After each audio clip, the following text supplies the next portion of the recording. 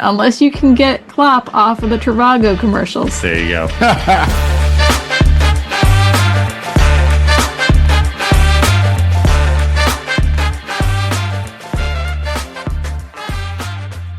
Welcome to amorephillyunion, where the entire month of March has felt like April Fool's Day.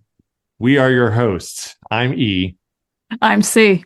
And I'm Paul. And all I can think of right now is like the scene from, was that Blues Brothers when Bluesky gets cornered and he's just like by Princess Leia. I cannot remember her name. Carrie Fisher. And he's like, it's not my fault. It was fire. It was flood. It just feels like everything is just happening, right? Between like Paul traveling, Christy, driving me to a hospital because I'm sick. It's just been a week. Nuts. And then like last week, a month. guys, Yeah, we actually, Christy and I, we put an episode in the can.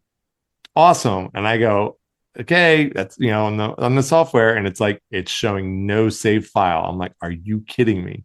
And Christy even came into the office like, hey, that was pretty good. I'm like, I think we had to redo it. And that will just be for the two of us to remember. Yeah. Oh, it was the best one. Oh man, best episode. Well, they'll never let us show that again. So yeah, it's like, I mean, this is a little too late. I don't know. It's gonna be a quick run, speed run. And honestly, I don't know how much stuff this is even worth talking about. Because look, like us, you guys, we're all just wallowing in this right now. So let's just I know it's April 2nd, but let's get to some sunnier weather. So I don't know. Anything else before we get started here, guys? Nope. All right, let's do it. I guess we're sorry that we didn't have an episode out the last couple of weeks. There you go. It's been crazy. It's been crazy. Hopefully things have been better on your end, everyone. Seriously.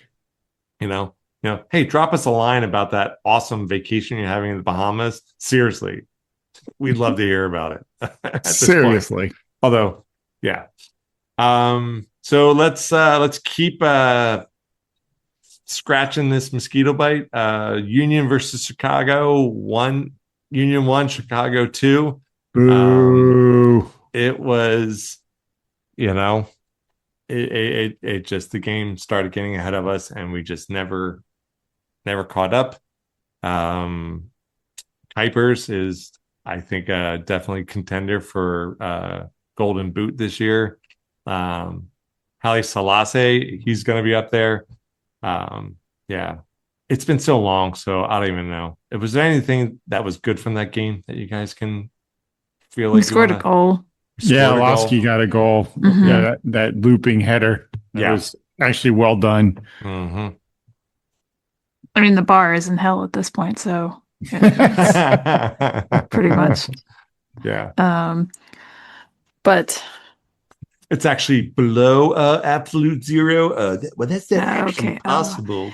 I thought you said you were going to be low energy tonight. I thought I was going to be too, but it was interesting that both the goals in this first half were both scored in stoppage time because there were an ungodly amount of stoppage time in this game.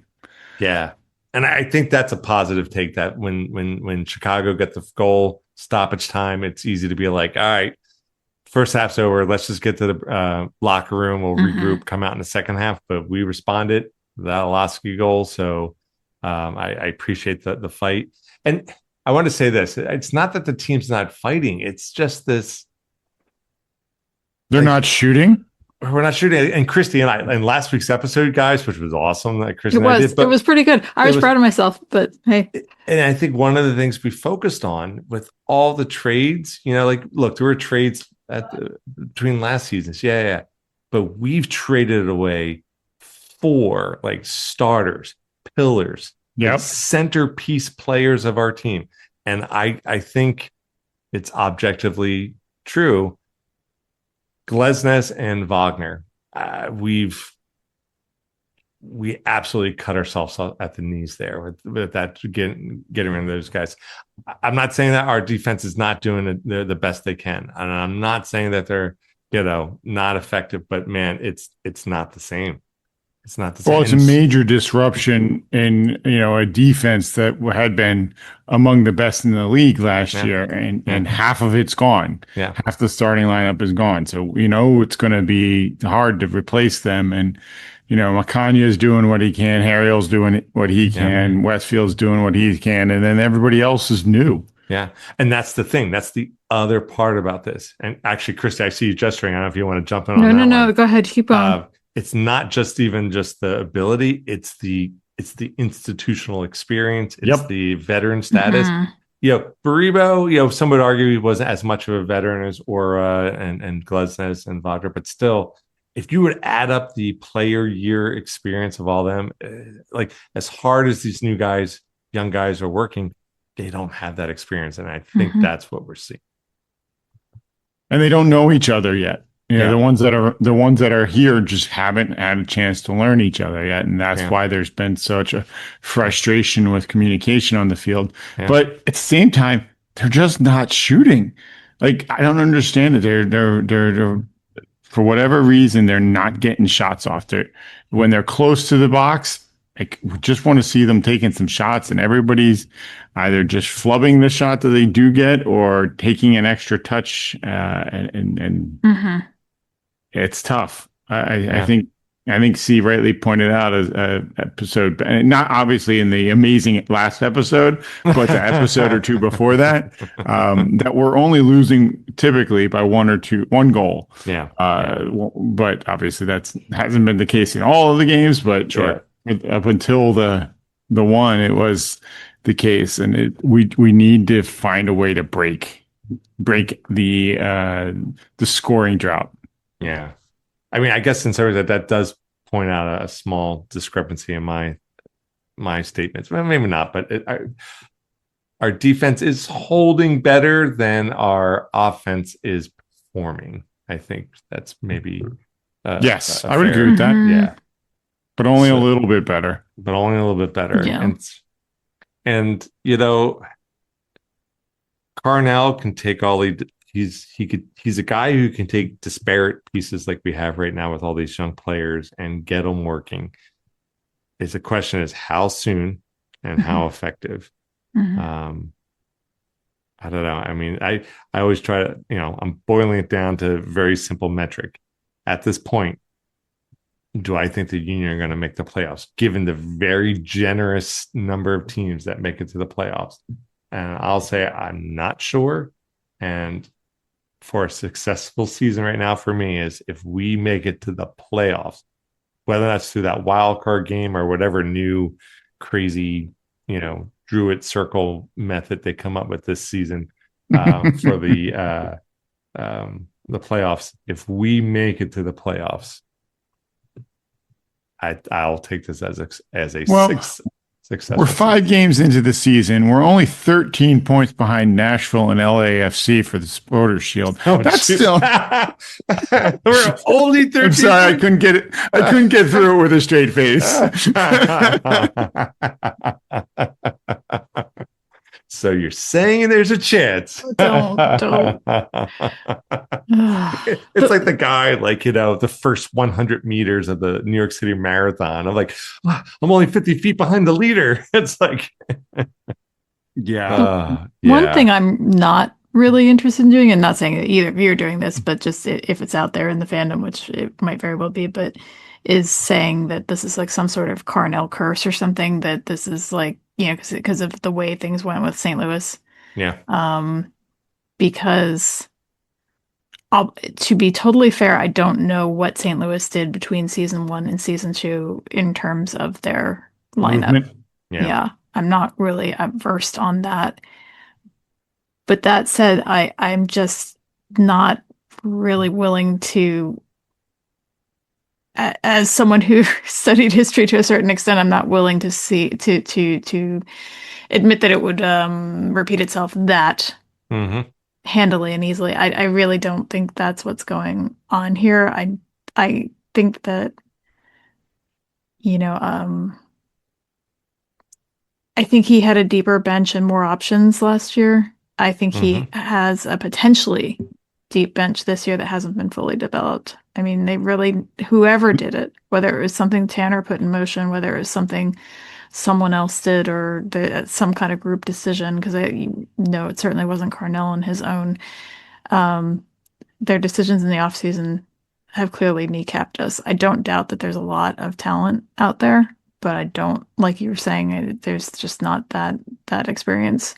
And that's what we're finding is a real problem. So, it's kind of like the pendulum has swung. Curtin was not as into the younger guys, according to some accounts. He liked to stick with more established players, according to some, and they wanted the feeling was that they wanted to get someone in who was more amenable to kind of playing around with younger guys from the academy or from outside. And I almost feel like the pendulum has swung the other way now. But I also think, like Eric pointed out, that this is definitely demonstrating that moving 4 starting pieces out of your lineup is going to cause problems the following train. That's what I was saying. Yeah. Like that's definitely a huge part of it. Yeah. Because you're losing so much. Yeah. And my hope is that some of these younger guys can start to find some of the positions and fill some of the holes. Like Frankie, I think the most obvious example would be Westfield. Yes. This is his year to really step up. Because we have noted that he does look Wagner-esque at times when he's out there. And, no 2 players are exactly the same, but if he can fill that hole, great. He's at least playing like a veteran. Yeah, and he has been around too, to be fair. Yeah. So actually, I thought last year was his first year that he got significant starting time with the full team. I think last year was, but he got a lot of it. Yes, and he had been playing in the system for quite a while. That's right. Beforehand. Yeah, that's right. So, when we have new players like Ndinga and anyway, when we have new players coming in like Alado who don't know the expected runs, they don't know the cover position or the cover sequences that the team works through at different areas on the field. That's going to take some time to develop. I think all your points are excellent, though. Yeah. So, I don't know. Do we have much more to say about? I think we just all need to jump in a time machine and jump forward to July and see how the team is playing. And holy cow! Oh my goodness! Who would have thought that had happened? Unbroken, continuous win streak. Well, staying in the present or maybe slightly in the past. They heard a small podcast say they don't think they're going to make the playoffs, and that really motivated them. Wait, put a fire under them. They brought that podcast in and gave them the VIP treatment to thank them for the tough love. Wait, what? Just saying, if anyone's listening. Yeah. Some girl and 2 idiots on a podcast. Oh, kidding. Sorry. That's a callback, guys. I'm not just being mean. And that's where it's a quick swipe, and it's just winning the Webby Award. 1 girl and 2 idiots. I can't believe the name stuck. But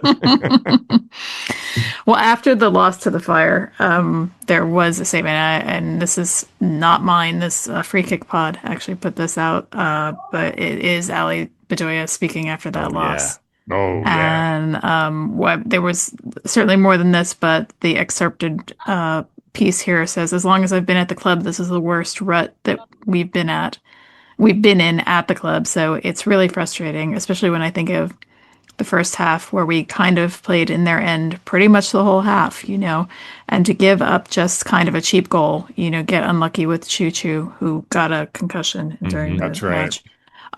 Kind of his touch leading him out. But we've just got to be better defensively. We've got to be better on both sides, both ends of the ball, right? It's just simply not good enough. It's simply not good enough from guys that we expect to do better. Quality has to be better. So I think everybody's got to take a hard look in the mirror. Not just players, but I think it's from the top down. Hard words from a captain who's been, wants to...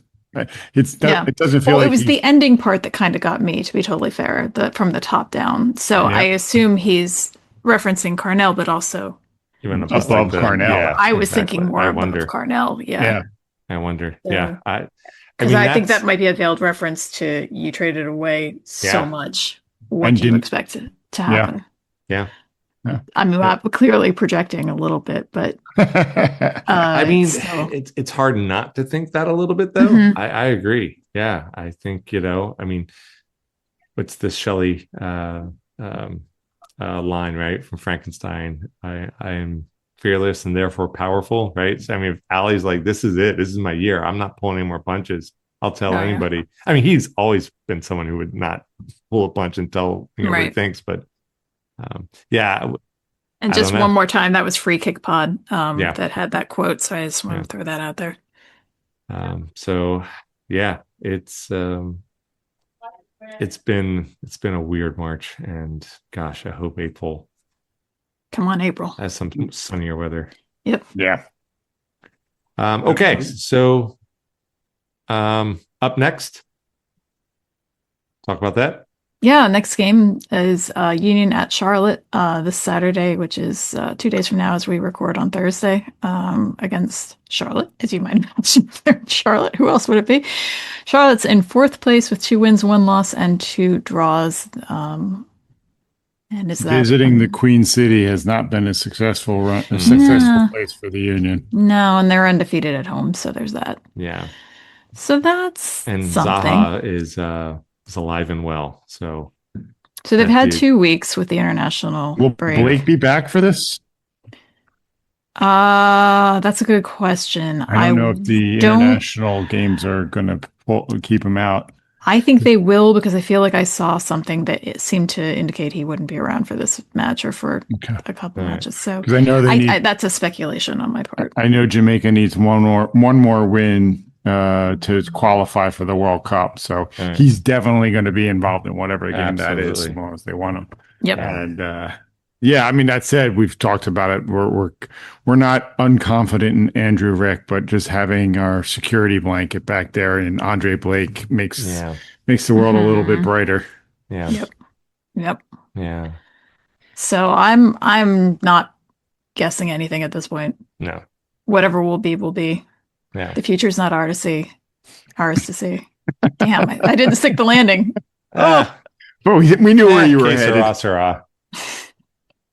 Nice. Wink.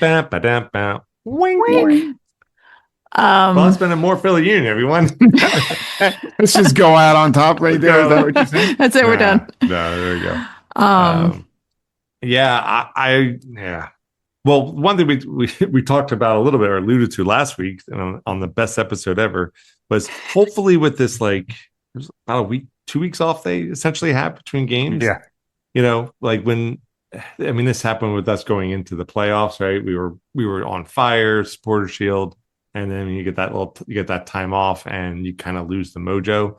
If you're in form, it's not. If you have a long period off, it's easy to go out of form. Well, I say we're kind of out of form. So hopefully with these 2 weeks off, that gives us time to get back in form. Yeah. And hopefully I will start to feel the plane leveling out if we pull out a draw in Charlotte.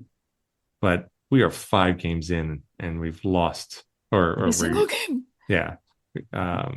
Yep. If that doesn't light a fire, then I don't know what to say. Yeah. I mean, a 0-0 result would be okay. But if they could get a 1-1 or a 2-2 result, that would at least show some life in the attack would be helpful. I'll take what I can get at this point, to be totally honest. Absolutely. But I understand what you're saying. Yes. I think another loss, though, is like that just but puts a nail in the coffin for Carnell. And like, I know his contract's up at the end of the year, but going 6-0 would be it. All right. Thank you. We're done. We'll find someone else. Here's my thing, though. Yeah. I kind of hope they don't do that, because I don't think he's the problem. I just don't. I'm not saying. Yeah, I know. Not saying that you do, Paul. But I don't. And I feel like if they do that, it's just going to add to the chaos. I don't think they're going to take him out. It's the last season of his contract. Why pay him to sit at home? Just let him run out the season and not renew him. I see what you're saying. Yeah, that I could see if this goes poorly. But I really hope they don't do some sort of mid-season thing because I just don't see the point. Yeah. Unless you have, I say again, as if you guys heard the podcast last week, and it's in the ether now. It was a good one, but I'm remembering some of the things I said. Unless you can get Klopp off of the Trivago commercials, there you go. Then maybe. Yeah. But I just don't. I don't know. I don't want to. Yeah, I don't want to do that. Because but I understand your point, Paul. Even if they had Klopp, we're like, hey, I'm looking to just do some volunteer coaching. Switching skippers at this point, I don't know. That would just be the Teutonic Care Bear might be able to do it. True. I mean, I want to see Bradley go. I want to see Bradley get the. No, I do too. Use the reins, get this wagon back on the horse, and I don't know. So, yeah. Charlotte, right? Well, yeah, it's gonna be a tough one. Each game is it's funny, like so early in the season, it's all like each game is getting more and more important. You know, isn't that wild? Isn't that wild? Like talking about like the end of the season, like we're only 13 points behind. It's like, we're 5 games in the season. It's hard to look forward to the games at this point anyway, because it just feels like, because there's just often that mid-season lull where it's just like, oh, let's go watch some soccer. And this is like, it's too white knuckle. Yeah. Yeah. Is there like a weird freedom though that comes with this, where it's just like, all right, to the point where like, once you start losing, it's like, okay, I can just eventually, stop caring at this point. I haven't quite hit that part yet, but that will eventually be when we just say kind of F it and just start doing crazy stuff and troll the other teams and start thinking about next year. I don't know. Yeah, batteries on field, people. That's all I'm saying. Let's hope we don't get there. I don't want to. I'd rather not. Yeah. But better news. We're looking for something to cheer for. Yeah, give us something. Just so our all eyes turn towards today's official signing of. I'm going to probably get this wrong with apologies. Malik Jakubovic. We believe in you. Malik Jakubovic. Perfect. As the president. Well, I guess you guys are somewhat Slovak too, but so this is his contract with the first team that they're making like an official one. Because he had a short-term deal just so they could bring him up for a couple of games, and now this is the official thing. Yeah. So he is brace yourselves, 16 years old. Isn't that crazy? I've done nothing with my life. 6'3" and 168 pounds. 16 years old. Jeez, cheers. Hey, guys, I gotta go. He was born the year that E and I got married. That's awesome. I'm going to lay on the floor, fetal. I've been married longer than he's been alive. Nady's older than he is. I mean, so it's Kevin Sullivan territory, but probably just not with all the superlatives. A t-shirt older than he is. Well, I actually do have jeans older than him. But so welcome to the team, Malik.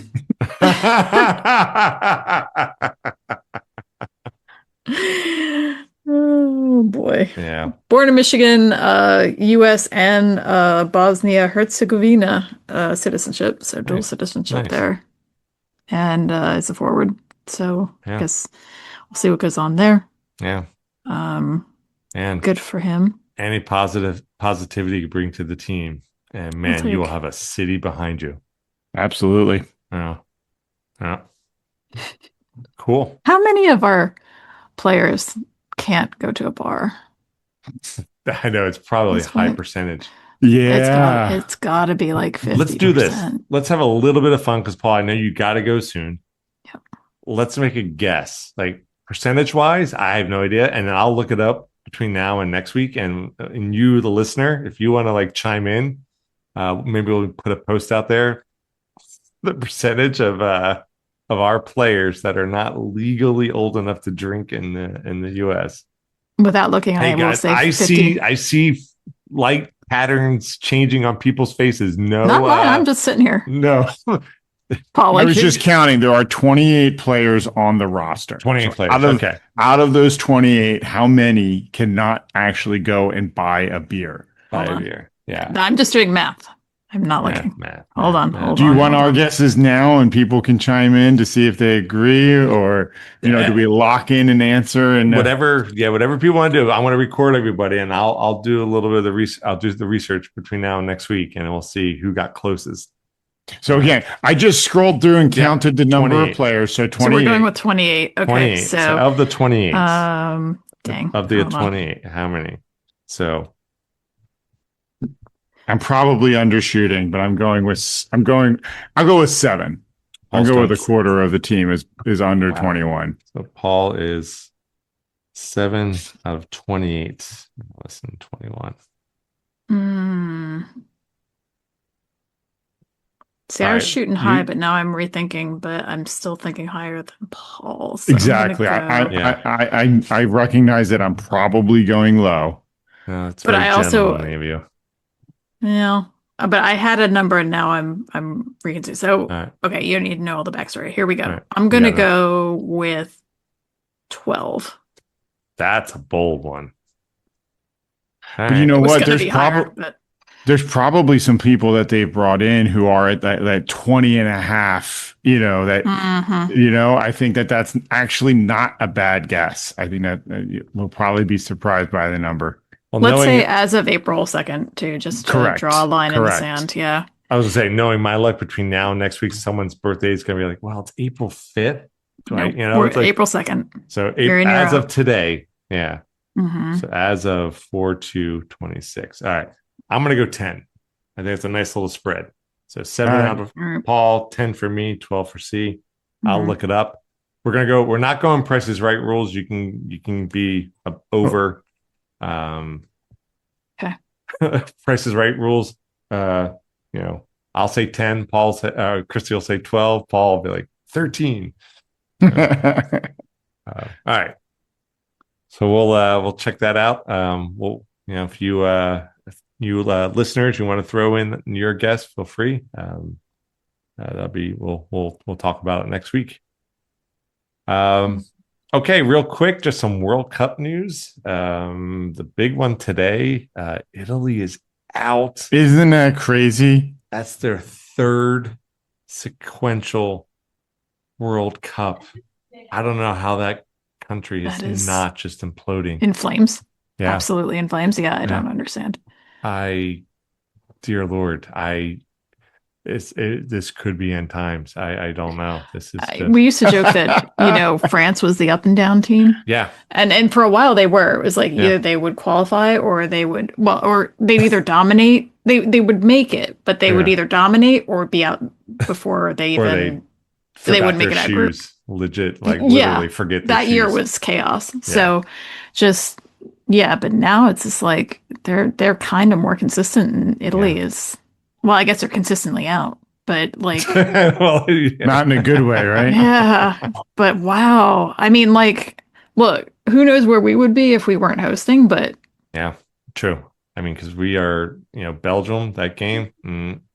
Well, and 2 World Cups ago we were out. Yeah, if I'm not mistaken. Yeah. So But yeah, so that's mind-boggling. When you said that, I was shocked. Yeah.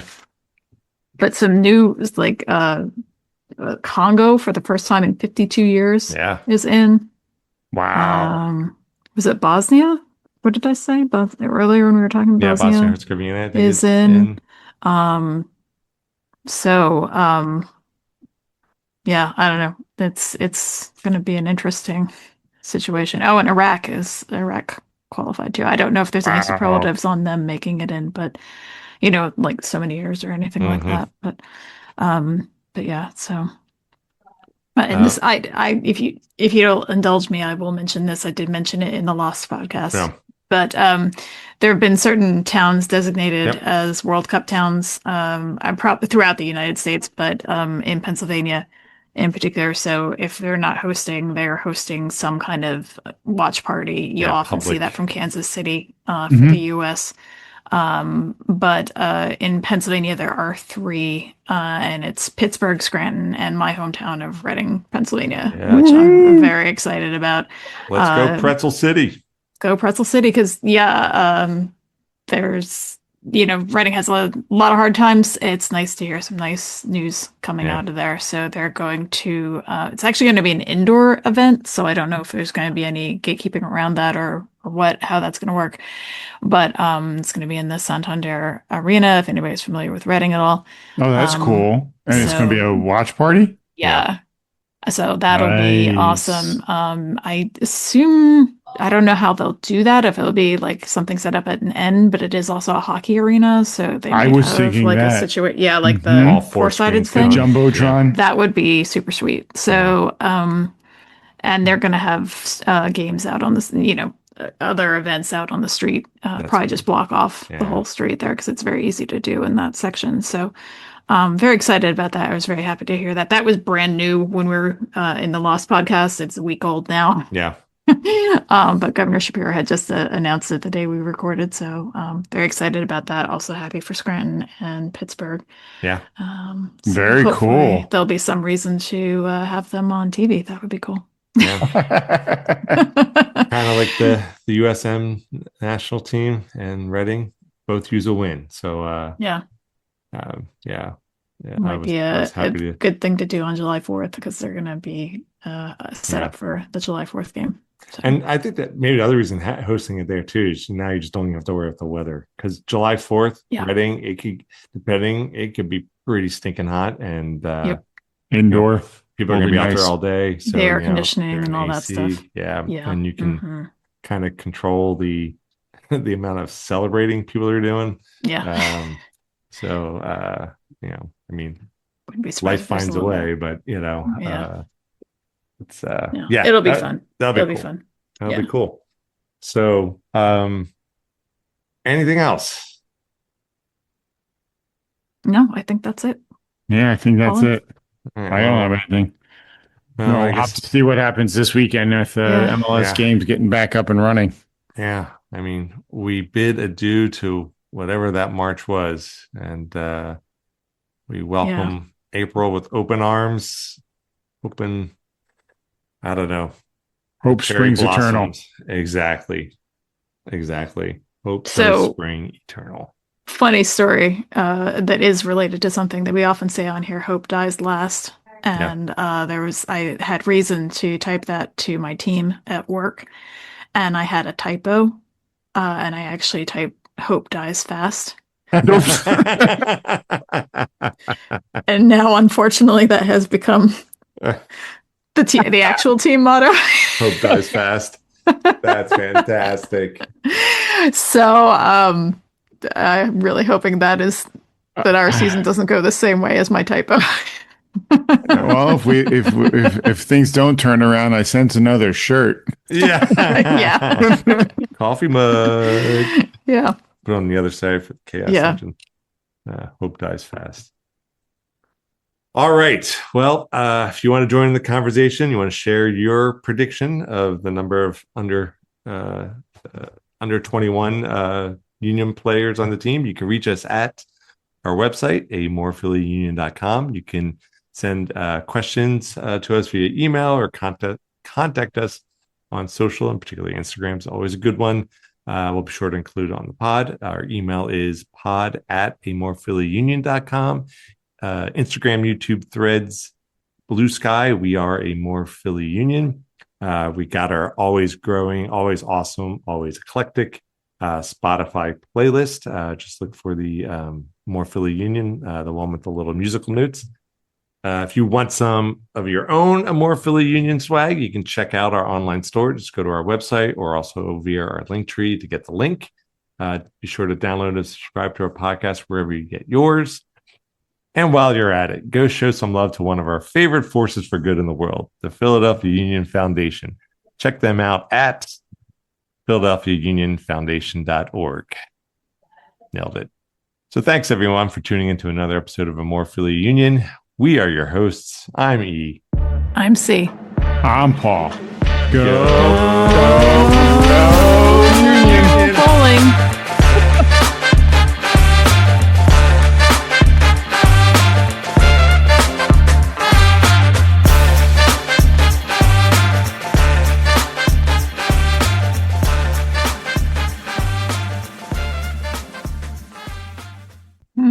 They said if you have your Eagle card, you can do a ride along anytime you want. What's an Eagle card? That's like the student card for because their team names are the Eagles. The Eagles. EAG. That's what I told Nate. I'm like, if you go here and you don't indoctrinate them in EAGLES Eagles, you're gonna lose you failed. Yeah.